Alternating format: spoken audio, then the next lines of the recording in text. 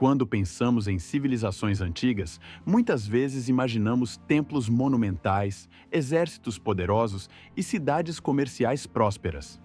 No entanto, raramente pensamos no silêncio repentino que se seguiu. Em uma época em que impérios inteiros desapareceram, cidades foram queimadas e redes comerciais que cresceram ao longo de séculos entraram em colapso em poucas décadas. O colapso da Idade do Bronze marcou o fim de várias grandes potências e o início de um período histórico de escuridão. Algumas culturas, como as da Mesopotâmia ou da Grécia, conseguiram se recuperar mais tarde. Outras, porém, desapareceram quase completamente da memória coletiva da humanidade. Como pôde um poder que outrora figurava entre as 5 superpotências de seu tempo ruir tão profundamente? Quais fraquezas internas e ameaças externas levaram um império que governou a Anatólia e desafiou até o Egito a ser finalmente apagado do mapa? Hoje, seguimos os rastros de um império que outrora se situava entre a Europa e a Ásia, que decidia guerras com bigas e forjava alianças com habilidade diplomática: o Império dos Hititas. De sua ascensão nos planaltos da Ásia Menor ao seu dramático declínio por volta de 1180 a.C. O que tornou este império tão poderoso e por que ele não conseguiu se salvar no fim? Parte 1. Geografia e estilo de vida dos hititas. O coração das terras hititas ficava na Anatólia, no território da atual Turquia. Na antiguidade, os gregos chamavam essa região de Anatole, a terra do sol nascente, ou Ásia Menor. Essa área estendia-se do Golfo de Alexandreta até o Mar Negro, ao oeste, e limitava-se a leste com o Planalto Armênio e o rio Eufrates, um dos 2 grandes rios da Mesopotâmia. Ao sudeste ficavam o Vale do Orontes e as férteis planícies da Mesopotâmia. A Anatólia era uma região de contrastes. No interior, predominavam planaltos áridos e paisagens secas, enquanto as planícies costeiras eram férteis e produtivas para a agricultura. Essa diversidade geográfica criou a base para o desenvolvimento de uma cultura independente. Ao mesmo tempo, o núcleo do território hitita encontrava-se em um ponto estrategicamente sensível, no cruzamento entre a Europa e a Ásia, entre o Mar Negro e o Mar Mediterrâneo. Rotas comerciais se cruzavam ali, culturas se encontravam, e exércitos marchavam através dela. Essa localização era simultaneamente uma bênção e uma maldição. Por um lado, os hititas beneficiavam-se da troca de mercadorias, tecnologias e ideias. Por outro lado, sua terra estava cercada por vizinhos poderosos, o que a tornava constantemente vulnerável a ataques. Os recursos da Anatólia não eram suficientes para sustentar uma população muito grande de forma permanente. Isso forçava os governantes hititas a permanecerem militarmente ativos e a garantirem seu poder através da expansão e do controle de áreas estratégicas. A economia dos hititas baseava-se principalmente na agricultura e na pecuária. Os cereais constituíam o alimento básico mais importante. Eram armazenados em grandes depósitos, tanto em assentamentos menores quanto no centro administrativo da capital, Hattusa. Em tempos de paz, essas reservas serviam para o abastecimento da população.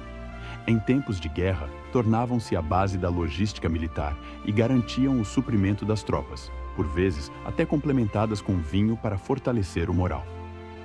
Religiosamente, a terra era considerada propriedade dos deuses. Na prática, porém, era o rei que, como governante divinamente legitimado, exercia o controle sobre o solo. Ele distribuía terras a soldados meritórios, nobres ou pessoas que prestaram serviços à coroa. Como a sociedade hitita era fortemente militarizada, muitos homens eram simultaneamente agricultores e soldados. Esse papel duplo significava que qualquer guerra prolongada trazia consigo também um enfraquecimento econômico. A vida econômica era, além disso, marcada por um sistema de preços e comércio relativamente padronizado, especialmente adequado para o comércio terrestre. No entanto, existiam diferenças sociais claras, tanto em relação à renda quanto entre os gêneros. Interessante é também a denominação hititas. As próprias pessoas se chamavam de outra forma. O nome usado hoje surgiu no século XIX, quando arqueólogos o cunharam baseando-se em tradições bíblicas. Como essa localização geográfica moldou a estrutura militar do Império? E por que o exército dos hititas tornou-se um dos mais temidos de seu tempo? Parte 2. Organização militar e o poder das bigas. O núcleo do território hitita ficava em um planalto relativamente pobre, cercado por numerosos povos e impérios. Essa localização geopolítica fez das forças armadas não apenas um instrumento de expansão, mas uma necessidade existencial. A Anatólia era um centro de comércio, mas quem estava no centro também precisava se defender constantemente. Assim, o Império Hitita desenvolveu-se como um estado fortemente militarizado. Ao longo da Idade do Bronze, os hititas pertenceram às 5 grandes potências de sua época, ao lado do Egito, da Assíria, dos gregos micênicos e dos impérios mesopotâmicos. Essa posição não foi por acaso. Baseava-se em uma organização militar consistente e na capacidade de adotar e aprimorar inovações rapidamente.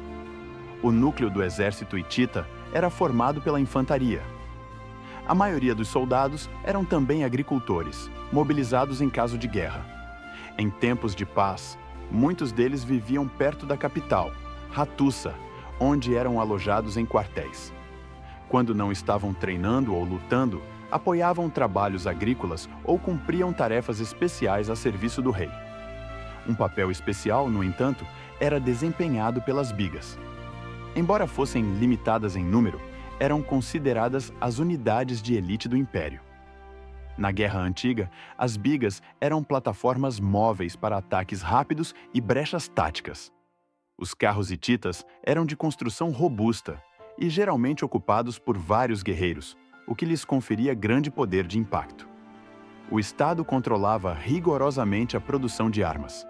Armaduras, espadas, lanças e arcos eram fabricados em oficinas patrocinadas pela realeza. Os hititas possuíam escudos de madeira retangulares ou em forma de escudo, muitas vezes revestidos de couro. Lutavam com lanças de bronze, espadas e machados.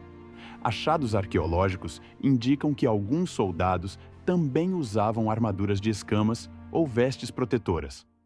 As campanhas militares ocorriam, em regra, entre a primavera e o outono. O motivo era pragmático. Apenas enquanto houvesse alimentos suficientes, era possível realizar grandes expedições sem comprometer o abastecimento do núcleo do território. Uma guerra prolongada teria levado rapidamente à fome, pois faltaria mão de obra nos campos. À frente do exército estava sempre o próprio rei. Ele não era apenas o governante político, mas também o comandante supremo. Esperava-se que ele alcançasse sucessos militares e superasse as conquistas de seus antecessores. No entanto, ele permanecia geralmente na retaguarda da ordem de batalha, enquanto príncipes ou outros membros da família real comandavam unidades individuais. O herdeiro do trono era treinado militarmente desde cedo e integrado precocemente às campanhas. Contudo, apesar dessa força militar, os hititas não estavam em guerra ininterruptamente. Diplomacia, alianças e sistemas de vassalagem desempenhavam um papel igualmente importante. Qual era o papel da religião e da mitologia em um império tão militarizado? E como o clima e o ambiente se refletiam nos deuses dos hititas? Parte 3. Cultura e religião. A religião dos hititas foi profundamente moldada pelas culturas com as quais mantinham contato. Influências da Mesopotâmia, dos Hurritas e de tradições indo-europeias fundiram-se em um sistema de crenças multifacetado. Essa permeabilidade cultural foi uma consequência direta de sua localização geográfica no cruzamento de grandes civilizações. A mitologia hitita apresentava, portanto, paralelos claros com as narrativas mesopotâmicas e hurritas. Semelhanças com concepções indo-europeias também podem ser identificadas. No entanto, grande parte dos textos mitológicos originais foi perdida devido a guerras e destruições. O que restou encontra-se, sobretudo, em documentos administrativos, textos de rituais religiosos e vestígios arqueológicos. Um símbolo religioso particularmente significativo era a pedra sagrada, a chamada Pedra Huachi. Ela era considerada tão sagrada que podia até substituir uma estátua divina. Essas pedras estavam no centro de certos rituais e sublinhavam a estreita ligação entre o poder divino e o domínio terreno. Testemunhos arquitetônicos também comprovam a importância religiosa no cotidiano hitita. A Porta das Esfinges de Alaka-Hoyuk, o monumento de Eflatun Panar e o relevo rochoso de Yasalukaya mostram de forma impressionante a união entre poder político, legitimação divina e força militar. Nestas representações, deuses e governantes aparecem frequentemente lado a lado, um símbolo visual da confirmação divina da autoridade real. O rei hitita não era apenas o líder militar, mas, simultaneamente, o sumo sacerdote. Em tempos de crise, fossem colheitas ruins, epidemias ou derrotas militares, cabia a ele restabelecer a benevolência dos deuses através de rituais e sacrifícios. Além da capital Hattusa, existia outro centro religioso importante em Arina, dedicado especialmente à deusa do sol. Os hititas veneravam centenas de deuses. No entanto, as divindades da tempestade e do trovão eram consideradas particularmente poderosas, um reflexo do clima muitas vezes severo e imprevisível da Anatólia. O deus supremo era o deus da tempestade, frequentemente chamado de Tarhunt, ou Teshub. Ele governava os céus e as montanhas, usava uma coroa de chifres e segurava o raio e o machado nas mãos. Ao seu lado estava a deusa do sol, enquanto o filho de ambos era venerado como o deus da fertilidade e da vegetação. Como, a partir dessas estruturas religiosas e políticas, desenvolveu-se um império que ascendeu à grande potência, e quais eventos lançaram as bases para sua queda posterior. Parte 4. Origem e o Antigo Império. Os hititas migraram para a Anatólia, provavelmente entre cerca de 4 a 400 e 4000 a.C. Sabemos pouco sobre seus primeiros séculos, pois as fontes escritas são extremamente escassas. Somente com o surgimento de estruturas urbanas ao longo do rio Kızılırmak, na Anatólia Central, é que a imagem histórica começa a se tornar mais clara. Vários estados-cidades desenvolveram-se nessa região. O crescimento do comércio fez com que essas cidades cooperassem mais estreitamente, inclusive para se protegerem contra ameaças externas, especialmente potências da Mesopotâmia, ao sul ou outros grupos anatólios. Na Idade do Bronze Média, esses estados-cidades finalmente se uniram no reino de Kussara. Sabe-se pouco sobre a própria Kussara. Situava-se no interior e estava, aparentemente, envolvida com frequência em conflitos com potências vizinhas. Dentro da elite governante, ocorriam repetidas lutas por poder. Nesse ambiente, surgiu um nobre chamado Hattusili, originário da cidade de Hattusa. Junto com seus descendentes, ele lançou as bases para o que os historiadores modernos chamam de o Antigo Império dos Hititas. Ao contrário dos faraós do Egito, que se veneravam como divinos, os reis hititas não se viam como deuses, mas como governantes favorecidos pelos deuses. Seu poder baseava-se na posse de terras. O rei era o maior latifundiário e distribuía terras aos nobres em troca de lealdade e apoio militar. Esse sistema criava um forte vínculo entre a coroa e a aristocracia, mas ao mesmo tempo tornava o império vulnerável a rivalidades internas. Hattusili I, também chamado de Labarna em algumas fontes, é considerado um dos primeiros governantes importantes. Ele liderou campanhas bem-sucedidas, tanto para o norte quanto para o sul, e expandiu consideravelmente a esfera de influência de seu império. Até o reino amorita na Síria tornou-se alvo de seus ataques, embora a importante cidade de Alepo não tenha sido conquistada permanentemente. No entanto, ele lançou as bases militares e políticas para a futura posição de grande potência. Um passo decisivo foi a criação de um sistema de vassalagem nas regiões costeiras. Essas áreas serviam como zonas de proteção contra ameaças vindas do mar e, ao mesmo tempo, vinculavam politicamente outras regiões ao centro. Sob seu reinado, iniciou-se uma fase de relativa estabilidade e prosperidade econômica. Contudo, já nessa fase, surgiram as primeiras rachaduras na estrutura de poder. Após a morte de Hattusili, seu sucessor Mursili I continuou a expansão. Por volta de 1595 ou 1587 a.C., ele liderou uma campanha espetacular na Mesopotâmia, saqueou cidades importantes como Mari e avançou até a Babilônia. Ele contornou as linhas de defesa assírias e golpeou duramente o Império Babilônico. Em vez de controlar a Babilônia diretamente, porém, ele deixou o governo local para forças aliadas. A distância em relação ao núcleo das terras hititas era grande demais para garantir um controle duradouro.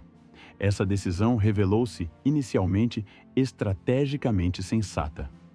No entanto, o sucesso militar teve seu preço. Os recursos do império estavam esgotados e eclodiram revoltas em Hattusa. Pouco depois de seu retorno, Mursili foi assassinado por seu cunhado Hantili. Com isso, começou uma série de lutas sangrentas por poder dentro da família real. Outros governantes foram derrubados ou mortos, enquanto inimigos externos, entre eles os Hurritas, aproveitaram-se da fraqueza do império e ocuparam áreas importantes como Alepo. Um ciclo de instabilidade interna e pressão externa instalou-se.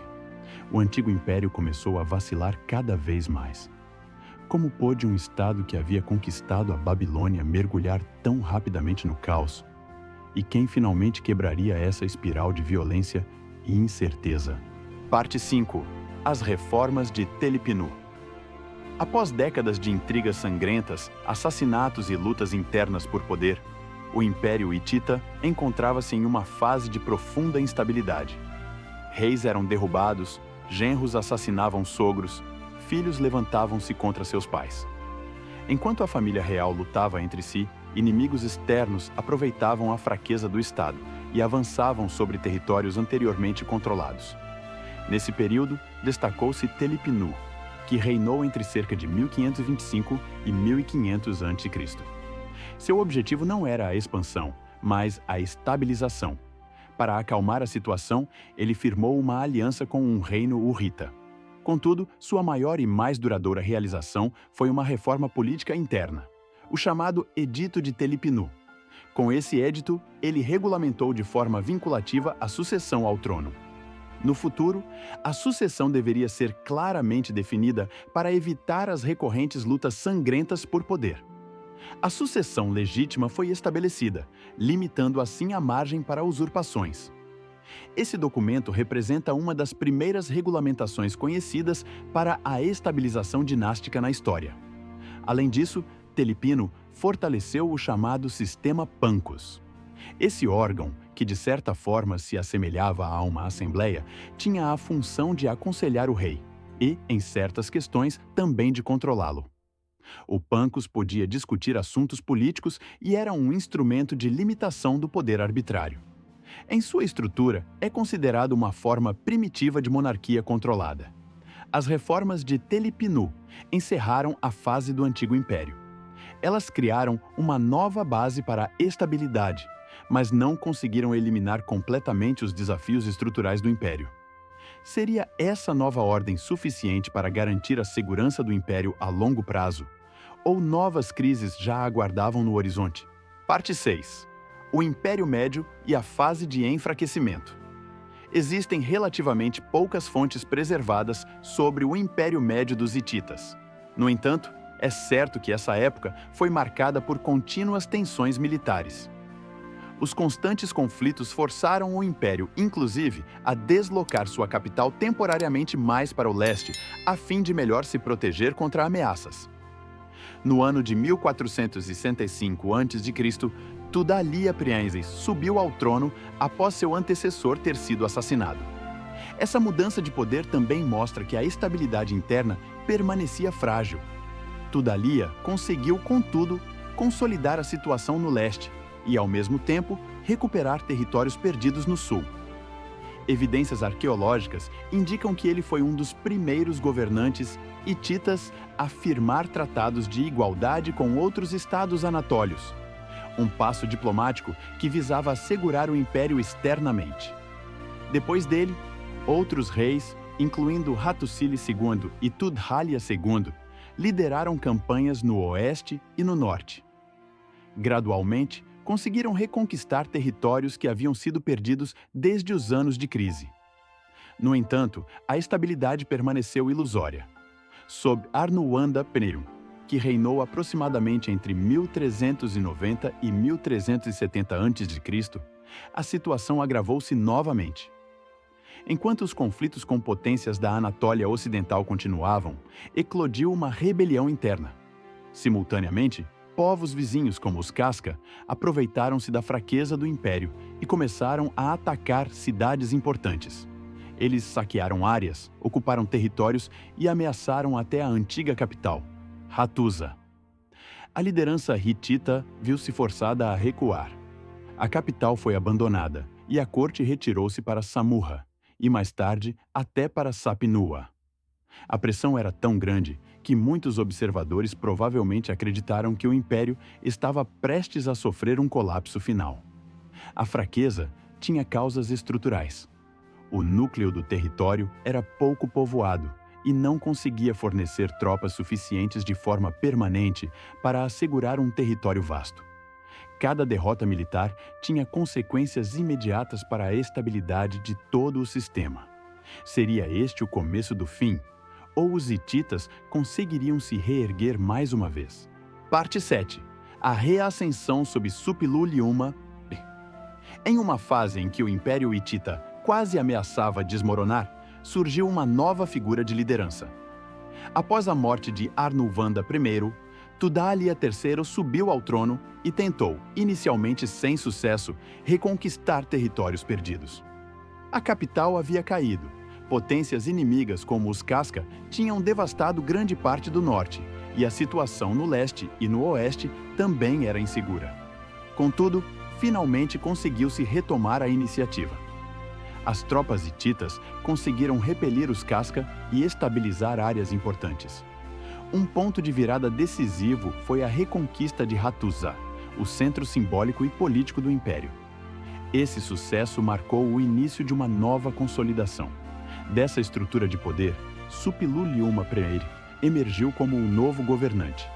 Seu reinado deu início a uma fase de expansão agressiva. Ele voltou-se primeiro para o leste, contra o Império de Mitanni, que por muito tempo fora um rival significativo. Em várias campanhas, enfraqueceu Mitanni consideravelmente e trouxe territórios anteriormente dependentes para o controle hitita. Paralelamente, ele expandiu a influência para o sul. A estrategicamente importante cidade de Kadesh, que ficava na esfera de influência do Egito, passou para o controle hitita e tornou-se um estado vassalo. Para eliminar Mitanni definitivamente, Suppiluliuma chegou a fazer uma aliança com a Assíria e dividiu os territórios do adversário enfraquecido. As tensões com o Egito, no entanto, agravaram-se logo.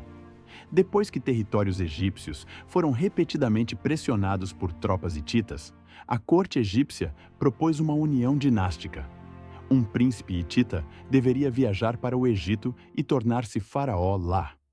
Suppiluliuma concordou, apesar de certas dúvidas, mas o príncipe desapareceu no caminho, provavelmente assassinado.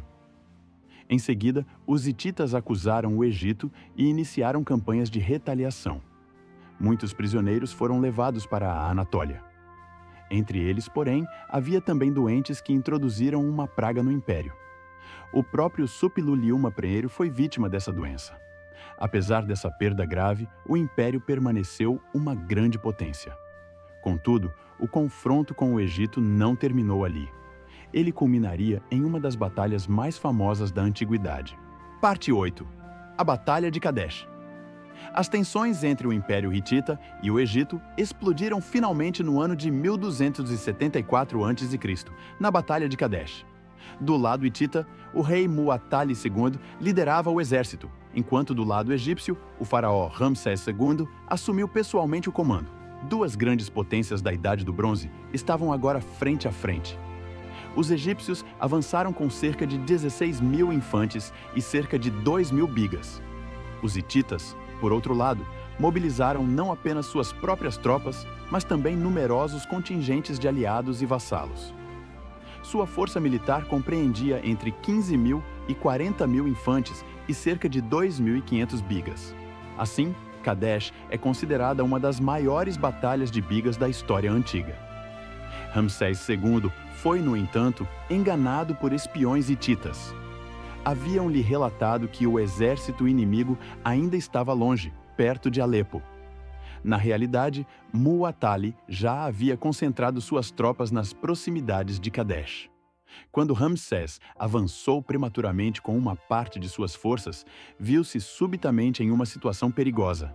As bigas hititas atacaram de surpresa e atingiram as unidades egípcias, que ainda não estavam totalmente em ordem de batalha. O primeiro ataque foi devastador. Várias divisões egípcias entraram em desordem e o próprio Ramsés teria ficado por algum tempo cercado por bigas inimigas. Apenas com dificuldade ele conseguiu recuar para suas linhas. Contudo, os hititas cometeram um erro tático. Acreditando que a vitória já estava garantida, partes de suas tropas começaram a saquear o acampamento egípcio. Com isso, perderam a formação de ataque coesa. Essa interrupção deu tempo aos egípcios para se reorganizarem.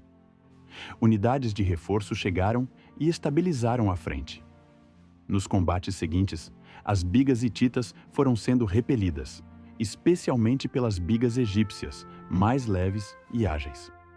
Quando os combates se deslocaram para a margem do Orontes, numerosos guerreiros hititas viram-se em apuros. Alguns tentaram escapar nadando, muitos se afogaram.